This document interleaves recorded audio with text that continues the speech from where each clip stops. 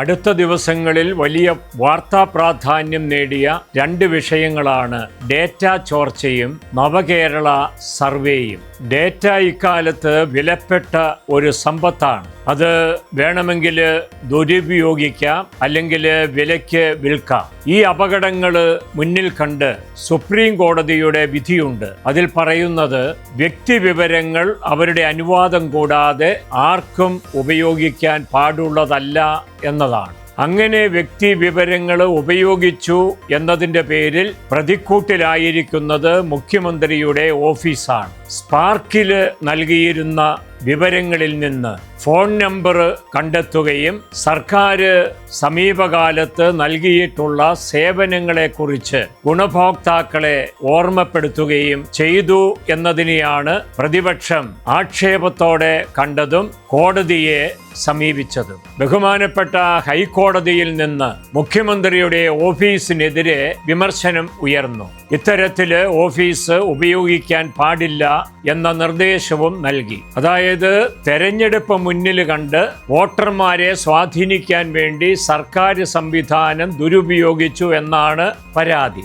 സർക്കാരിനെതിരായ ഹൈക്കോടതിയുടെ ഒരു പരാമർശം ഉണ്ടായ സന്ദർഭത്തിൽ തന്നെ സർക്കാരിന് ആശ്വാസകരമായ ഒരു വിധി സുപ്രീം കോടതിയിൽ ഉണ്ടായി എന്നുള്ളതും ഓർമ്മിക്കേണ്ടതാണ്. അത് നവകേരള സർവേയെ സംബന്ധിച്ചാണ്. നവകേരള സർവേ നിർത്തിവെക്കുവാൻ ബഹുമാനപ്പെട്ട ഹൈക്കോടതി നിർദ്ദേശം നൽകിയിരുന്നു. സുപ്രീം കോടതി ആ നിർദ്ദേശത്തിന് സ്റ്റേ അനുവദിച്ചിരിക്കുകയാണ്. അതാണ് സംസ്ഥാന സർക്കാരിന് ആശ്വാസമായി തീർന്നത്. 2025 ഒക്ടോബർ 29 മന്ത്രിസഭാ യോഗത്തിൽ ഒരു തീരുമാനം കൈക്കൊണ്ടിരുന്നു. സർക്കാരിന്റെ വികസന ക്ഷേമ പദ്ധതികളെക്കുറിച്ച് ഗുണഭോക്താക്കളുടെ പ്രതികരണം എന്തെന്നറിയുക, അതിനുവേണ്ടി ഒരു പദ്ധതി ആവിഷ്കരിക്കണം. ആ പദ്ധതിയാണ് നവകേരള വികസന സർവേ.